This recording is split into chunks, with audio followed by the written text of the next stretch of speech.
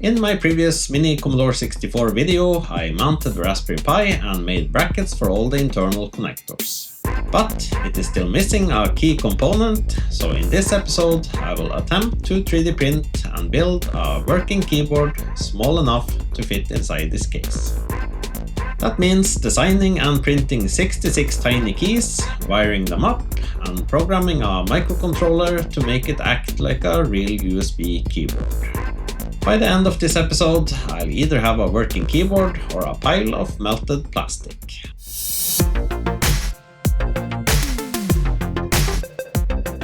I have managed to print some rather tiny keys, and we will take a closer look at those later.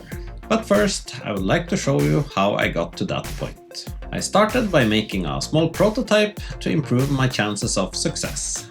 To handle the keyboard logic and provide a USB interface, I had two microcontrollers to choose from, an ESP32C3 or the ESP32S3. As far as I could tell, the main difference between them was the number of pins. Since the smaller one, the C3, had all the pins I needed for the prototype, I chose to use that one. But, as you will see later, this caused a bit of a problem. For the prototype, I used slightly larger switches, since the smaller ones I had ordered hadn't arrived yet. The first thing I did was to make a model of the switch. And then I used that to make a frame for 12 switches. My initial idea was to put in some small clips, so that the switches would just click into place. I printed the frame to check if the buttons would fit. I found it difficult to insert the switches with those small clips around the edges, so I went back to change the design.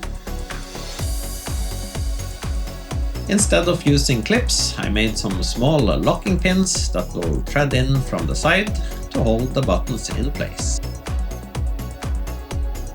After printing the new frame, I tried again to fit the switches, and this time it was a lot easier to place them in the grid. However, I was not able to insert the locking pins from the side, as the switches did not go deep enough into the slot. I changed the depth slightly and printed a new frame. It did not make any difference. The switches was still sitting too high. Then I realized that it was the pins on the side that prevented the switch from fitting properly. I had been working on the frame for a while with the switch hidden, but after I turned it back on, the issue was quite clear to see. So I made some indentations for the pins, which should allow the switches to fit properly in the frame.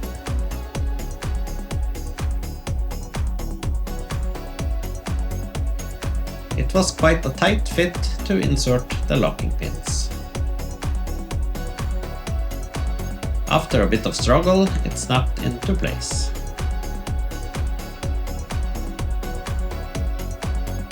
These switches came with some button caps, so I just used those for the prototype.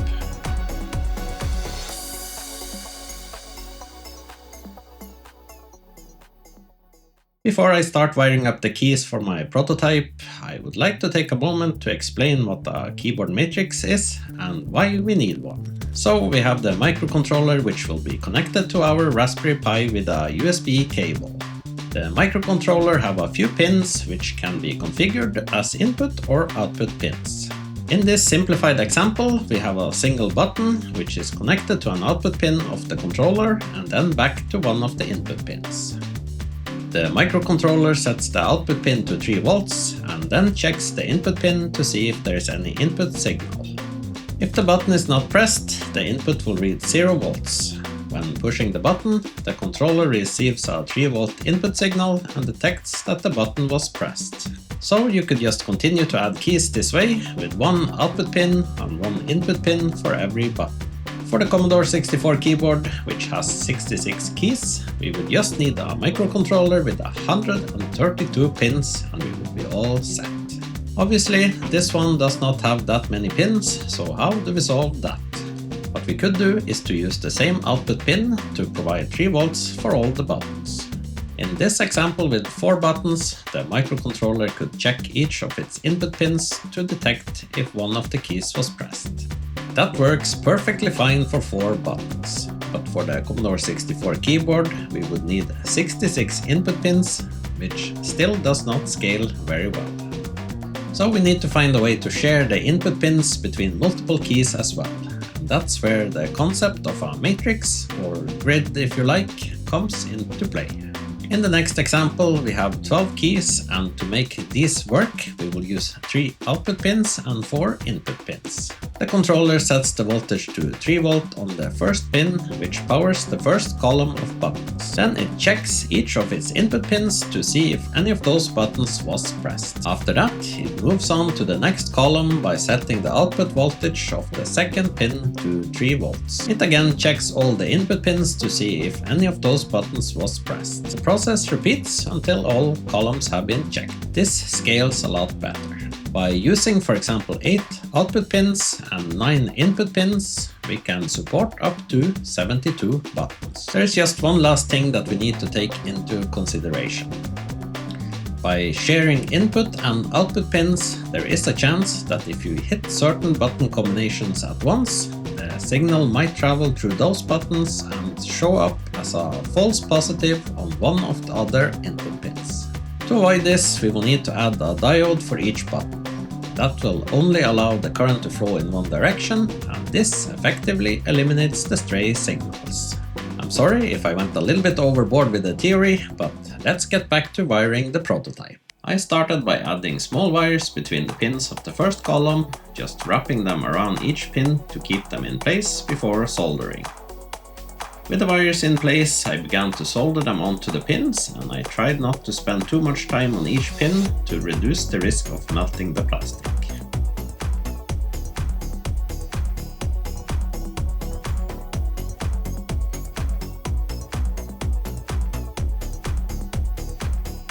Next, I pre-tinned the pins to make it easier to attach the diodes.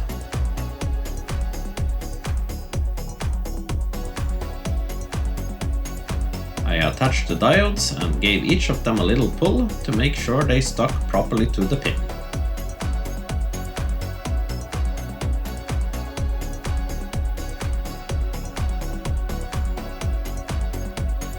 Then I just bent the diode legs and soldered them together.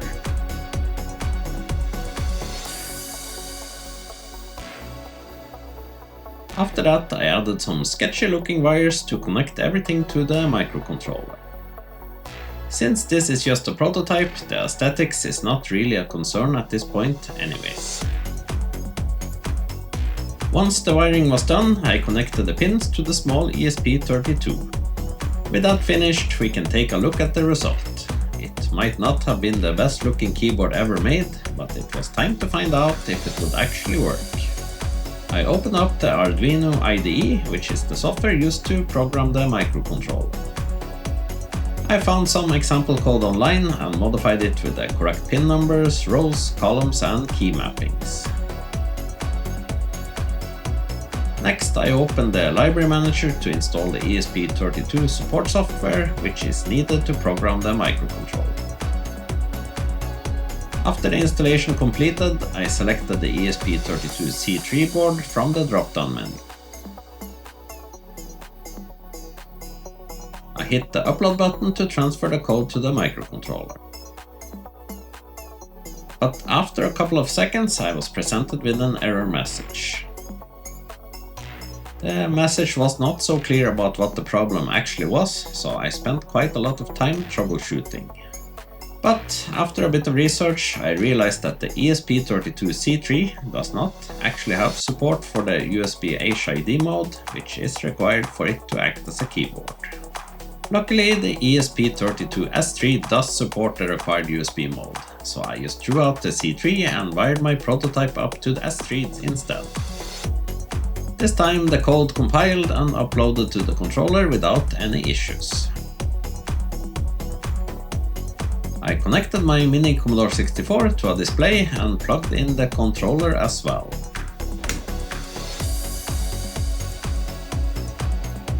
Clicking through all the buttons confirmed that everything was working as expected. With the prototype functioning properly, I moved on to modeling the keys.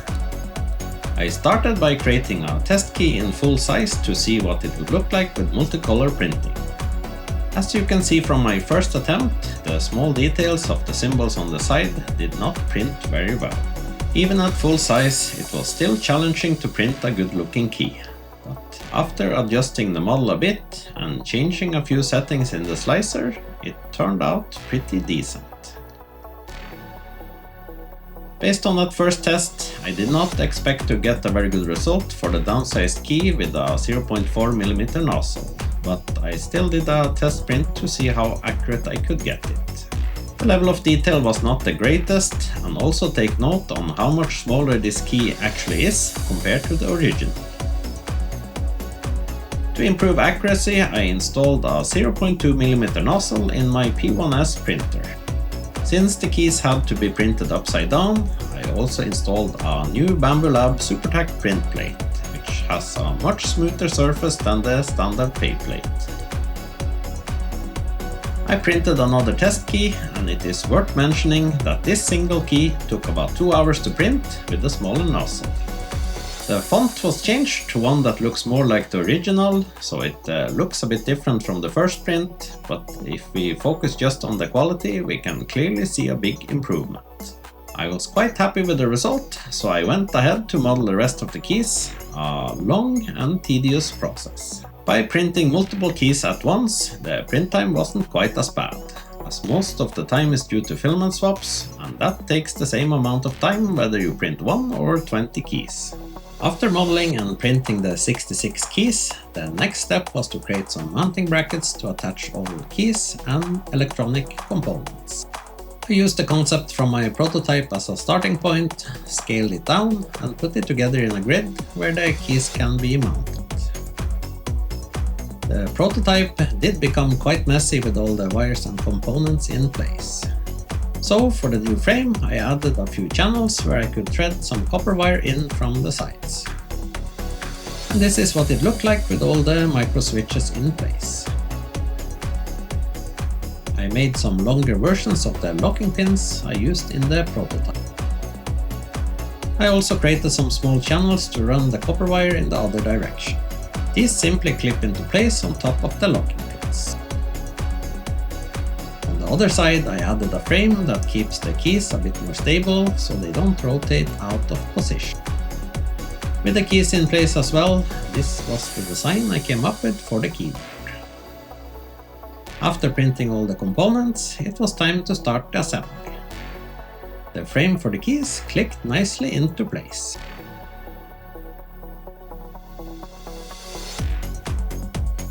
Then I populated the slots with all the switches.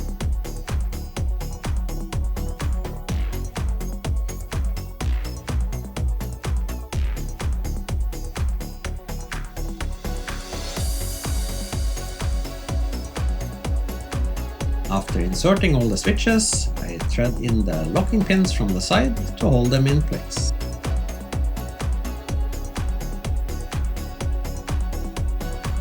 I thought this might be more of a struggle because of the length of the pins, but it was actually not too difficult.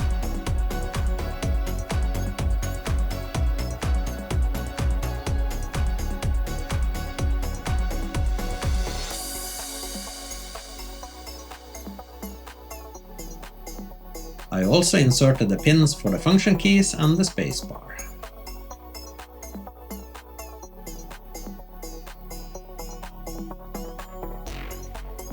Threading in the copper wire from the sides was a bit more tricky. With the help of some pliers, I managed to get the first wire in place. The copper wires threads in 4 from each side, and there is a blocked section in the middle so they don't connect together.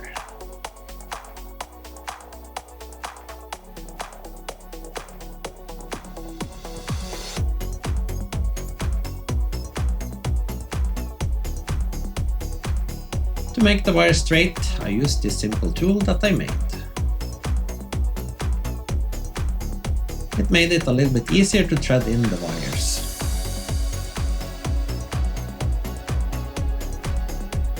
I I bent down all the pins that will be soldered onto the horizontal copper wire.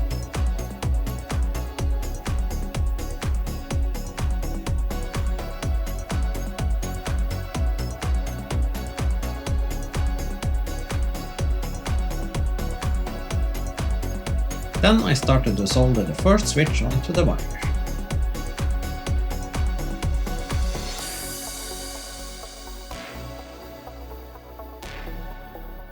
The plastic did not seem to take any damage from soldering the pins in place.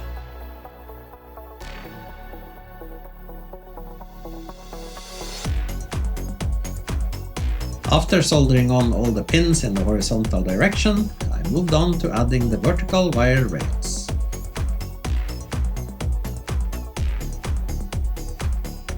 Then I started to solder on the first diode.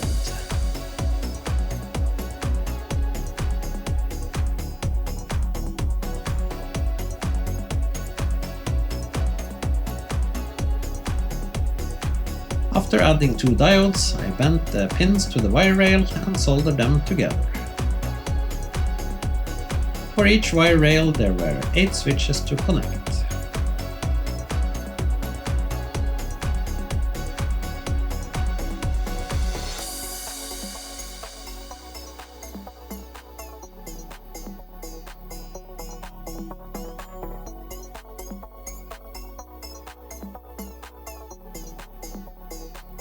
With the first rail finished, I added one more rail, and then it was just a matter of repeating this process to fill the entire grid.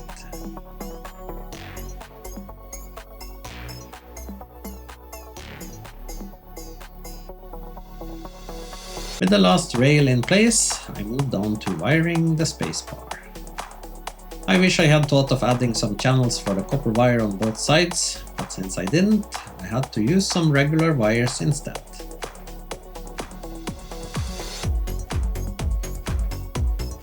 I bent in the copper wire for the spacebar to connect it to the 4th row of keys.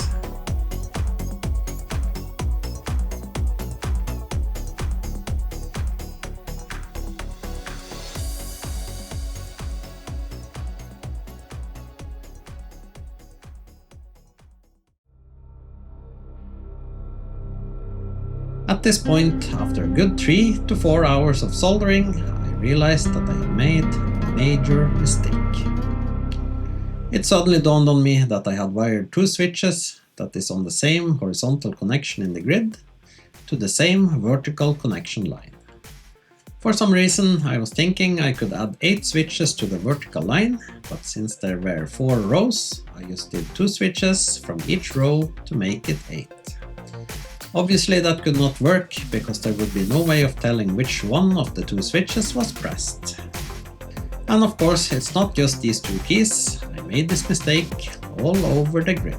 Even though that was already a major disaster, there is more. I also realized that the entire keyboard was bent, because the heat from the soldering was carried by the copper wires running through the frame. So even if I hadn't caused that first disaster, it wouldn't have looked very nice with a curved keyboard anyways. At this point, there is really no way around it. I'll have to redesign the vertical rails, reprint the keyboard frame, order more diodes because I run out. I don't think I can salvage the ones I already used in any reasonable way. And then of course I'll have to redo all of the soldering.